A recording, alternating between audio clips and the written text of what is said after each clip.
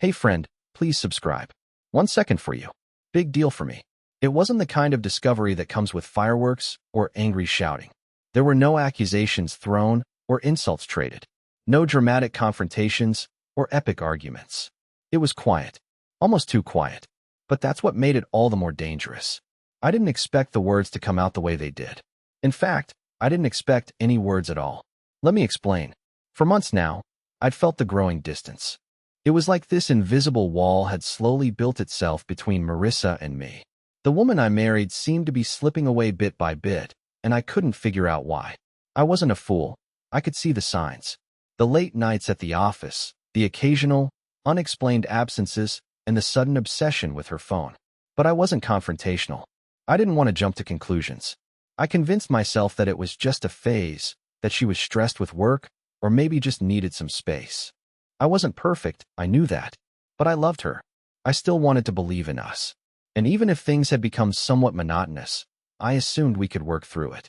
Then, one night, everything changed. It was a Wednesday like any other. Marissa was in the kitchen, preparing dinner, humming to herself. I had just come back from the gym, drenched in sweat, thinking about nothing in particular, just the usual end-of-day exhaustion. I dropped my gym bag on the floor and went to grab a drink. And that's when I heard it. Muffled voices from the living room. At first, I didn't think much of it. She had a friend over. Maybe, someone from work. I didn't recognize the voice, but that didn't seem odd. Marissa had a pretty tight circle, and sometimes she'd talk to them when I wasn't around. No big deal. But the tone of the conversation grabbed my attention. It wasn't light or friendly. It was more serious. I paused, listening carefully. I don't know if I can keep doing this anymore. Marissa's voice cut through the air, and my stomach twisted. I froze. My instinct told me to walk away, to ignore it, but something compelled me to stay. Her voice, usually warm and comforting, was now sharp, full of something I couldn't quite place. Disappointment? Resentment? I love him, she continued, but it feels like we're just coexisting. There's nothing exciting about him anymore. He's boring. Honestly, I don't even remember the last time I felt anything for him. I stood there, rooted to the spot, as if the words themselves were holding me in place. The air around me felt thick and suffocating. Boring? Me? I had to be hearing things. My heart started to race, and I could feel the blood rushing to my head. It wasn't the fact that she said I was boring that stung. It was that she felt so detached. I had spent years building our life together, and she was just over it. I didn't want to listen anymore, but my feet were frozen. She kept talking. I don't know if I can be in a relationship like this, she admitted. I need someone who challenges me, who makes me feel alive. I feel like I'm wasting my time. Wasting her time? My throat tightened, and my head spun. I wanted to scream, to confront her, but I didn't move. I just stood there, in the kitchen, feeling like the ground had slipped out from under me. And then, she said the final blow. I think I made a mistake. I thought I could fix it, but now I don't know if I even want to. Her voice trailed off. Silence settled over the room. I couldn't breathe. My own wife, someone I thought I knew better than anyone, was telling someone else she didn't want to be married to me anymore. I was just boring. I didn't make a scene. I didn't storm in there, demanding answers. I didn't even wait for her to come out. Instead, I grabbed my jacket and quietly slipped out the door. I wasn't angry at that point. I wasn't even sad. I was numb. The numbness of being completely and utterly disregarded. As I walked out of the house, my heart ached. Not because I was leaving her, but because I felt like I didn't even know her anymore. All these years, all the love I thought we had, it didn't matter. In the end, I was just a man she didn't want anymore. I didn't know where I was going. I just knew I couldn't stay. I drove for hours, until the streets were dark and empty, and I had no idea how much time had passed. My thoughts kept racing. Should I go back? Should I confront her? But deep down, I knew I couldn't. I didn't want to hear any excuses. I didn't want to hear the words she had already said to someone else. So I stayed away. I rented a cheap motel room in a town I didn't know. I couldn't go back to the house. I couldn't go back to her, not when she had so casually dismissed me. The idea of her seeing me again, knowing that I wasn't enough, was unbearable. The days that followed were quiet. I didn't talk to anyone. No friends, no family. I was a ghost in my own life. But in that silence, something inside me began to change. I wasn't just the boring husband anymore. I was a man who had been disregarded, cast aside, and I wasn't going to let that go unnoticed.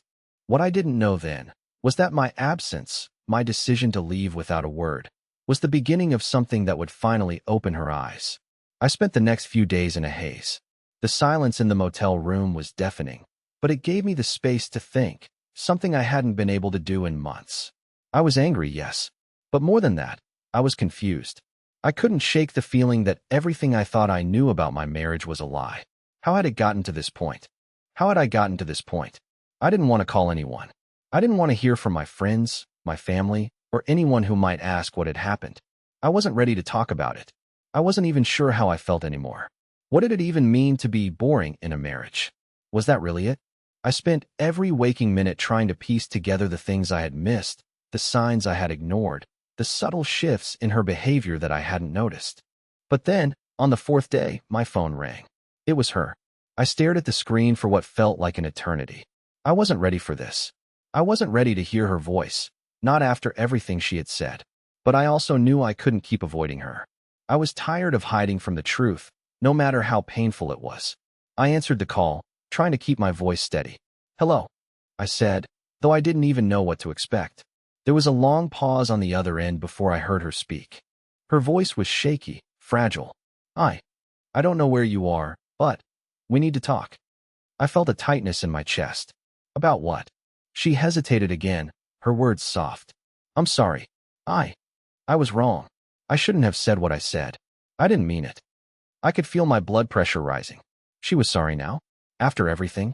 After telling someone I was boring? After making me feel like I was just some placeholder in her life? "You didn't mean it?" I said, unable to hold back the bitterness in my voice. "You didn't mean calling me boring? You didn't mean saying you were wasting your time with me?" She was quiet for a long moment, and for the first time, I heard the crack in her voice. "Please, just let me explain. Can you just come home?" I didn't say anything right away. I didn't want to. I didn't want to go back to that house, to that life, just to hear more excuses. But the truth was, I still loved her. And that terrified me more than anything. "I don't think I can," I said, the words feeling like a weight off my chest. "You told someone else what you really think of me. You said it all. I don't need to hear more." There was another long pause. I could hear her breathing on the other end of the line, like she was trying to gather herself. "I never meant for you to hear that," she said, her voice barely above a whisper. "It was a mistake. I was angry. I didn't know how to deal with everything." "Everything," I repeated, my mind racing. "What's everything? You didn't even mention me. You just made it sound like I was some kind of burden." I couldn't hold back the hurt in my voice now. "How long have you been feeling like that? And don't say you've been angry. If it was that simple, we could have talked."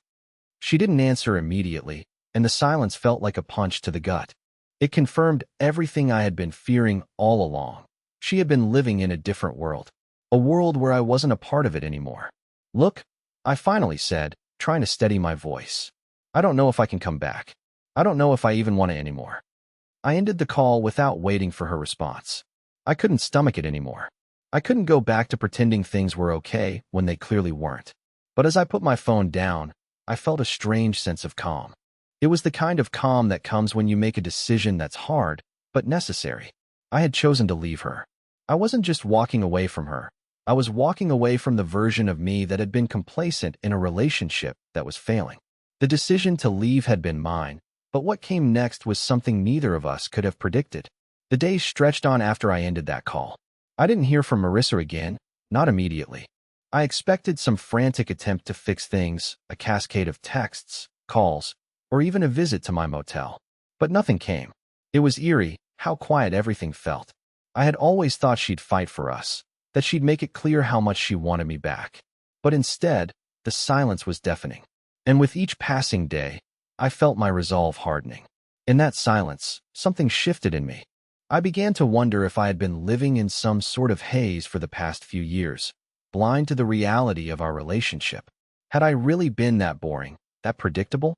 Or had I simply not been paying attention to the cracks that had slowly appeared beneath the surface of our marriage? I spent a lot of time reflecting on everything. I thought about our first date, how everything had felt so exciting and full of potential. I thought about the late-night conversations, the adventures we'd dreamed of having, and how somewhere along the way, We both had settled for routine. Was I wrong to expect things to always stay the same, to rely on our past to keep us going? I had always believed that stability was the key to a strong relationship, but maybe I had it all wrong. One morning, nearly a week after I had left, I decided to do something unexpected. It wasn't something I planned. It was more like a gut feeling, a pull to see what would happen if I flipped the script entirely. I packed up my things, checked out of the motel, and drove back to the house. Not to confront Marissa, but to see for myself how she would react to my absence. Would she even notice? Would she miss me? I was testing her in a way. But I wasn't just testing her. I was testing myself. I needed to know if I was willing to put myself back in that situation or if it was really over. When I pulled into the driveway, I saw her car parked in its usual spot. My heart raced a little faster. I hadn't been back to the house since I'd left, and it felt strange to return under these circumstances. The house looked the same. It still had the same cozy feel, the same familiar creak of the floorboards. But it felt different, empty. I stood there for a moment, just staring at the door, unsure of what I would find on the other side. Part of me wanted to knock, to walk in like nothing had changed. But another part of me, the part that had been hurt, the part that had heard her words, the part that had finally learned to stop pretending, knew that things could never go back to what they were. I rang the doorbell. It wasn't long before I saw Marissa through the frosted glass of the door. She paused for a second, her face unreadable as she opened it. The tension between us was palpable. There was a moment where we just stood there, both of us unsure of what to say or how to act. "Hi," I said finally, my voice surprisingly calm. She blinked, as though she hadn't expected to see me. "Hi. I didn't know if you'd come back," she said softly, her eyes scanning my face for any sign of emotion. Her voice was tentative, like she was walking on eggshells. "I didn't know if I was going to," I replied, my gaze steady. I wanted to be honest. I wasn't sure if there was anything left for me here. The air seemed to thicken with the weight of those words. Marissa opened her mouth to speak, but I held up a hand, stopping her. "I didn't come here to argue. I just wanted to see if you even cared that I left." I wasn't angry. I wasn't looking for an apology. I just needed to know if she even cared enough to notice my absence, to feel the loss. For a moment, she didn't say anything. She just stared at me, as though she were trying to read me, trying to figure out what I was thinking. It was then that I saw it, the crack in her composure. She was vulnerable, unsure. It was the first time in a long time I had seen her like this. I've been thinking a lot," she finally said, her voice barely above a whisper. "I was wrong. I don't want to lose you. I don't want this to be over." I watched her closely, my heart pounding in my chest. There it was, the words I had been waiting for. But as she spoke, I realized something. I didn't know if I wanted to go back. I didn't know if I could forgive her for what she had said about me. "Do you really mean that?"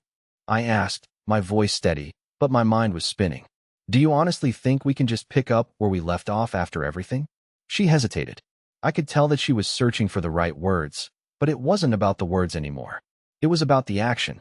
I had already made my choice by walking away. Now, it was her turn to prove that she could show me, not just tell me, that she was willing to fight for what we had. "I don't know if we can go back to what we were," she said quietly. "But I want to try. I want to be better. For you. For us." I let her words hang in the air for a moment. My mind was still reeling, but part of me felt relieved. She was willing to try. That was something, at least. But I wasn't going to rush into anything. Not yet. I wasn't going to make the mistake of believing things could just go back to normal. There was too much damage, too much resentment, too many things left unsaid.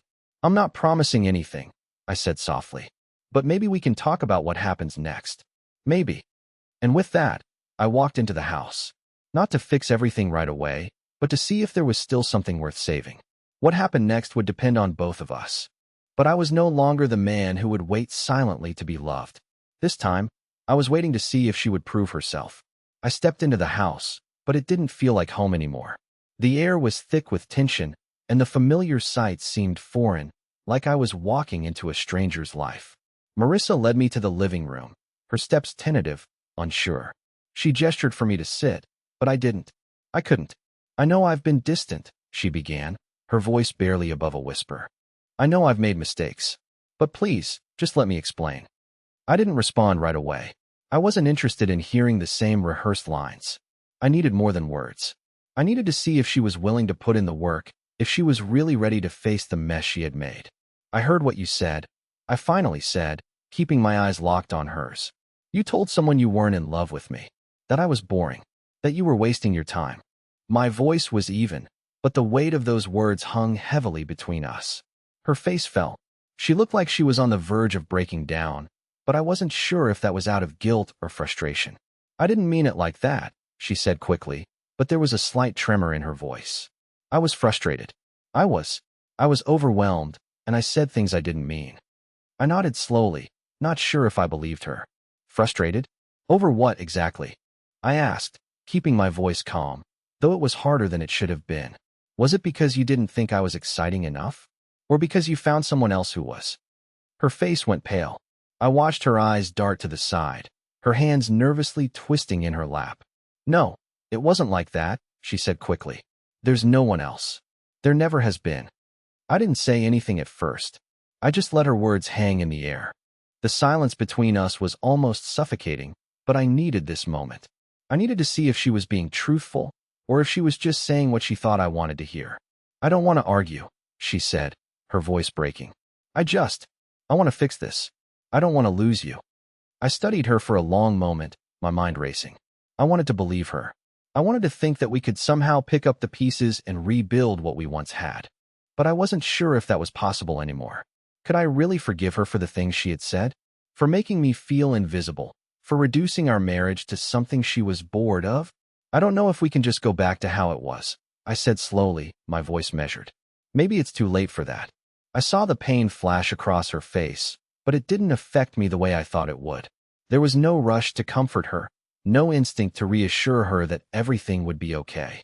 Part of me was still angry, still hurt, but part of me was also relieved. I had stepped away. I had taken control. She stood up, walking over to me. Her eyes were pleading, but I didn't flinch. I didn't give in. Please, she said, her voice desperate now. Give me a chance. I don't want to lose everything. I love you. The words echoed in my mind. I love you. I had heard them so many times, but this time, they didn't sound the same. I didn't know if I believed them anymore. The trust, the connection, it had all been shattered. I need time, I said finally, my voice softer now, but still firm. I need to figure out if I can trust you again. And I need to know that you're not just saying what you think I want to hear. She nodded, tears welling up in her eyes. I understand, she whispered. I'll do whatever it takes.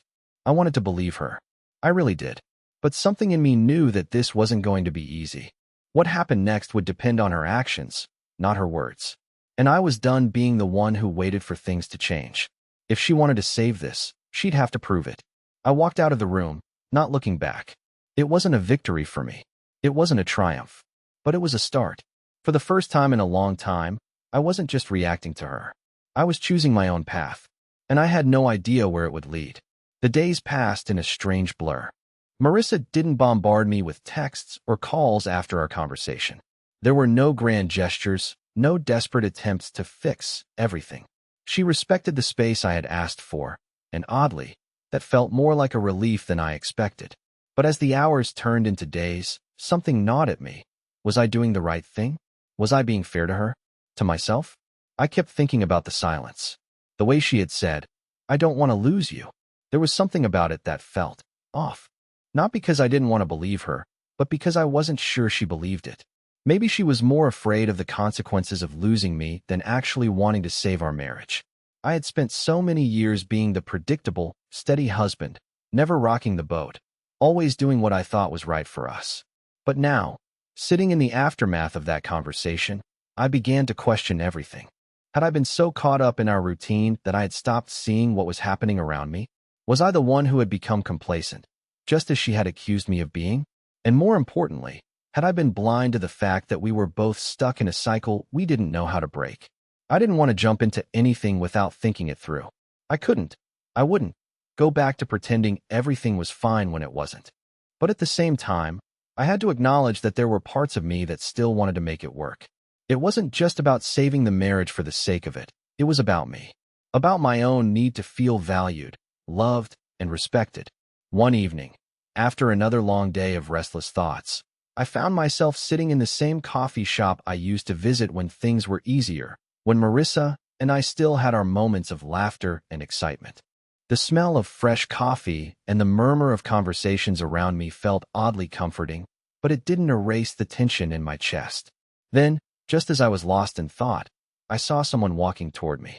It was her. It wasn't the shock of seeing her that caught me off guard. It was the fact that she had come on her own. No texting ahead, no pleading for a meeting. She just showed up. My first instinct was to stand up and leave, to avoid facing whatever this was. But I didn't. I stayed in my seat, unsure of what was going to happen next. "Hey," Marissa said softly, standing in front of me. Her eyes were tired, but there was something different about her, something raw, something real. "Can we talk?" I didn't respond right away. I looked at her, taking in her appearance. She wasn't dressed up, not trying to impress. She looked vulnerable. "What do you want to talk about?" I finally asked, trying to keep my tone neutral, though my heart was pounding in my chest. She sat down across from me, her hands clasped tightly together on the table. I wanted to apologize. "I don't expect you to forgive me right away, but I need to say it. I was selfish. I pushed you away without even realizing it, and I didn't appreciate everything you did for us. I didn't appreciate you." Her voice cracked as she spoke, and I couldn't tell if she was fighting tears or just the weight of her words. I listened, but I didn't jump in. I didn't reassure her that it was okay, that I understood. I couldn't. Not yet. Not after everything. "I've been thinking about what you said," she continued, her voice softer now, almost fragile. "You were right. I didn't see it until now. I was living in a fantasy, thinking things would just magically change without putting in the effort. And I did want someone exciting. I thought if I was with someone different, things would feel new again. But now I see how wrong I was. The problem wasn't with you, it was with me." Her words hung in the air. I could feel the sincerity behind them, but I wasn't sure if I was ready to accept them. It wasn't enough for me to hear her admit her mistakes. I needed to see something more, something that proved she was willing to make a real change, not just say the right things when it was too late. "I don't know if I can just forgive you," I said slowly, my voice calm, though the pain still lingered beneath the surface. "It's not about whether I love you or not. It's about whether I can trust you again." Marissa nodded, her eyes locking with mine. "I understand. I don't expect everything to go back to normal. I just want a chance to show you I can be better, that I can be the wife you deserve." I looked at her for a long moment, studying her face. The desperation was gone, replaced by something else, determination. But I still wasn't sure if it was enough. Could one conversation fix everything? Could one apology heal the wound she had caused? Before I could answer, Marissa reached into her purse and pulled out something small, wrapped in a piece of tissue paper. She slid it across the table toward me. "I know it's not much, but I've been carrying this around for days," she said softly. "I thought it might help. Remind you of who we were, before everything fell apart." I stared at the small object wrapped in paper. What could it possibly be? Reluctantly, I unwrapped it, revealing an old photograph of us. It was from our honeymoon, a time when things felt effortless. We were sitting on a beach, laughing as a wave caught us off guard. The photo was faded with age, but it was still vivid enough to bring back memories. Good memories. I felt my chest tighten. Marissa had been carrying this around, likely the entire time. It was a symbol of who we used to be, before we got lost in the daily grind, before we allowed ourselves to drift apart. I looked up at her, my emotions swirling. For the first time in a long while, I saw the woman I had fallen in love with, the one who had been lost in the chaos of life, but now seemed to want to find her way back. "Maybe this is a start," I said quietly, the words coming out more hopeful than I intended. Maybe it was a start, but whether it would lead us to a second chance, only time would tell. The days that followed were quiet, but a different kind of quiet. The tension that had once filled the house was now replaced with a strange, almost suffocating stillness. Marissa tried. She really did. She sent me texts every morning, asking how I was doing, and she even started leaving small notes around the house. Simple things, like, "Have a good day," or "Let's talk tonight." But nothing about it felt real. At least, not to me. I found myself questioning everything. Was I being too harsh? Too distant? I couldn't help but wonder if I was overthinking it all. But deep down, I knew that this wasn't something that could be fixed overnight. The damage had been done. I didn't know if I could just forget the words she had said, the way she had made me feel small and unimportant. One evening, Marissa asked if I wanted to go out for dinner. It was a simple invitation, but it felt like a test. And for the first time, I wasn't sure if I was ready to take it. But I agreed, figuring it might be a way to see where we stood. When we got to the restaurant, everything felt oddly familiar. The same place where we'd celebrated anniversaries, birthdays, and countless other milestones. But this time, it was different. There were no carefree laughs, no easy conversation. There was just the two of us, sitting across from each other, struggling to find a connection. As we ate, Marissa kept trying to engage me, asking about my day, my thoughts. But I could tell she was watching me closely, waiting for some sign that I was ready to open up again. But I wasn't. I couldn't. At one point, she stopped talking. She just sat there, staring at me. I looked up from my plate, meeting her gaze. For a moment, neither of us said anything. It was like we were both waiting for the other to make a move. Finally, Marissa broke the silence. "I know things haven't been easy," she said quietly, her voice barely audible over the ambient noise of the restaurant. "But I really want us to try again. I want to be better for you. For us." I wasn't sure how to respond. Part of me wanted to reach across the table, to take her hand and tell her that everything would be okay. But another part of me, one that was growing stronger each day, felt like I couldn't just let it go that easily. "You can't just fix this with words," I said, my voice sharp. "I need to see more than that." She looked down at her hands, her shoulders slumping slightly. "I know," she said softly, "but I'm trying. I really am." The rest of the dinner passed in a blur. I barely tasted my food, and the conversation felt forced, strained. I could tell Marissa was doing her best, but it felt like we were both pretending that things could go back to normal when they couldn't. When we got home, I didn't immediately leave her side, but I didn't feel any closer to her either. I couldn't shake the feeling that she was still holding something back, still too afraid to truly face the consequences of her actions. And that scared me. As I lay in bed that night, I realized something that had been building in the back of my mind for days. I wasn't just angry at her anymore. I was angry at myself for letting it go on for so long, for ignoring the cracks in our marriage, for settling for a life that wasn't fulfilling for either of us. It wasn't just about fixing what was broken. It was about deciding if I wanted to keep fighting for something that had already hurt me so deeply. And in that silence, I knew I was about to make a choice, one that would change everything. The choice wasn't easy. In fact, it felt like I was standing at the edge of a cliff, trying to figure out if I was ready to jump or if I should turn back. But deep down, I knew I couldn't just keep drifting through this relationship anymore. It wasn't healthy for either of us. Marissa had made her efforts. She had apologized, tried to reconnect, but nothing felt the way it used to. The truth was, I didn't feel like I was the same anymore. The man who had quietly stood by her side for so long was now a stranger to himself, unsure of his place in the life they had built together. I found myself questioning everything. What was I really looking for? Was I waiting for her to fix things? Or was I waiting for myself to feel something again? The silence between us had grown into something far more dangerous than I realized. It was suffocating us both. It was a Saturday morning when I decided I had to act. Marissa had gone to the grocery store, and the house was quiet. For the first time in what felt like forever, I wasn't just reacting to her. I was thinking about what I needed, what I wanted from this life. I grabbed my phone and scrolled through the list of contacts, but I didn't call anyone. Instead, I just stood there in the living room, staring at the emptiness around me. It wasn't the house that was empty, it was me. The sound of the front door opening broke my thoughts. Marissa's voice drifted through the hallway as she called out to me, "Hey, I'm back." I took a deep breath and walked toward the kitchen. This was it. I had to say something. I couldn't keep avoiding the truth. I had to confront her, not with anger, but with the honesty I had been too scared to face before. When she saw me standing there, she smiled, but it didn't reach her eyes. She could sense the change in me. She knew something was different. "Everything okay?" she asked, her tone uncertain. I nodded slowly, though my mind was racing. "We need to talk," I said, my voice steady, though there was a tremor beneath the surface. Her face fell. "About what?" I gestured for her to sit down. "About us. About everything." She took a seat, watching me closely, her expression a mix of anticipation and anxiety.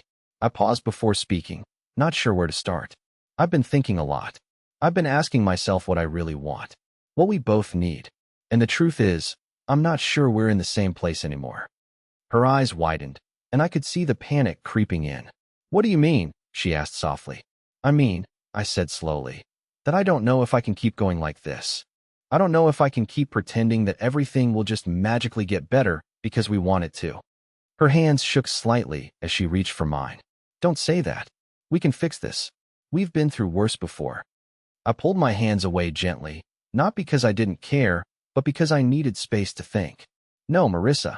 We can't just fix it with a few apologies or a couple of nice gestures. It's not enough. The trust is gone, and I don't know if it's something that can be rebuilt.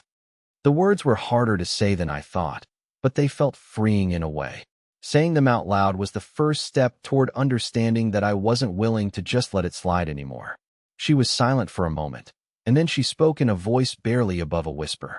Are you saying you want to leave? I looked at her, really looked at her for the first time in a long while, and I realized something important. Leaving wasn't just about walking out the door. It was about walking away from a version of myself that had stayed because he was afraid of being alone. I'm not saying I'm leaving, I said, my voice softening, but there was no mistaking the resolve behind my words. But I need to find myself again. I need to figure out who I am without being defined by this relationship. And I think you need to do the same. Marissa's eyes filled with tears, but she didn't try to stop them. She let the tears fall, one after another, as she nodded. I understand, she said quietly. I thought we could fix this. I thought we could fix me.